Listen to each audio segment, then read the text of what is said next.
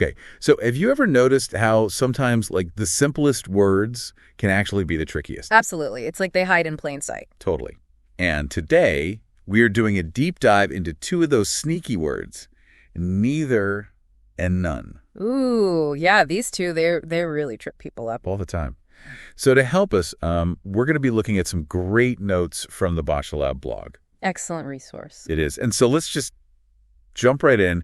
Neither. When do we use it, and, like, what's the big idea behind it? Well, neither is all about choices, but like not making a choice. It's when you have two options. Right. And you want to say nope to both of them. Like, imagine someone offers you tea or coffee, but, like, you're really craving a smoothie. Perfect example. Yeah, so you would say neither appeals to me. Exactly. You're rejecting both options as a single unit. So it's like a 2-for-1 rejection, as they say in the blog. I love that. And grammatically speaking, this is important because neither usually takes a singular verb. Because you're thinking of those two options as one thing that you're rejecting.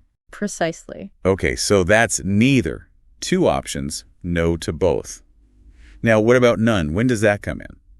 So none is like neither's big sibling. It comes in when you've got three or more options on the table. Or even when it's not clear exactly how many options there are? Exactly. It's a broader rejection, a more all-encompassing nope. I like that. All-encompassing nope. So, like, if you invite a bunch of friends to a party and nobody shows up. Oh, that's the ultimate none feeling right there. Empty chairs, empty room, none of the fun you were hoping for. And grammatically, none can be a little more flexible than neither. Yeah. Sometimes it takes a singular verb and sometimes a plural verb. It just depends on what sounds right in the sentence. Right. It's more about the context. Okay, so we've got the basics down. Neither is for two, and none is for three or more. But I feel like there are always those tricky situations where people get them mixed up. Oh, there definitely are. And the Lab blog actually calls out a few of the most common mistakes. Should we take a look at some of those? Maybe do a little myth busting. Let's do it. Okay, here's one. Neither of the three options works. What do you think? Okay, so right away I see we've got three options. That's our clue that it should be none, not neither. Because we're rejecting all three. Exactly.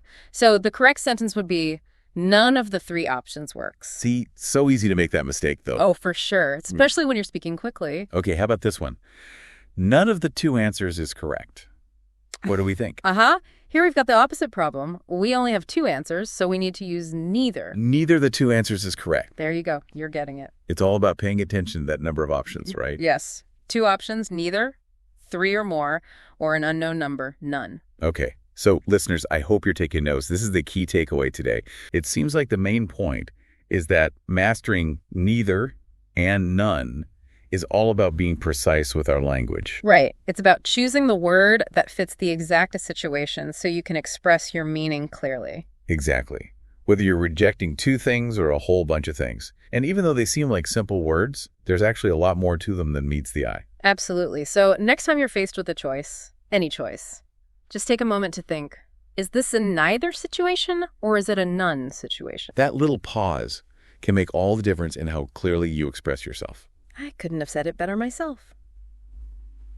Well, that's all the time we have for today's deep dive. Thanks for joining us. And until next time, keep those brains buzzing and those words flowing. Bye, everyone. Bye.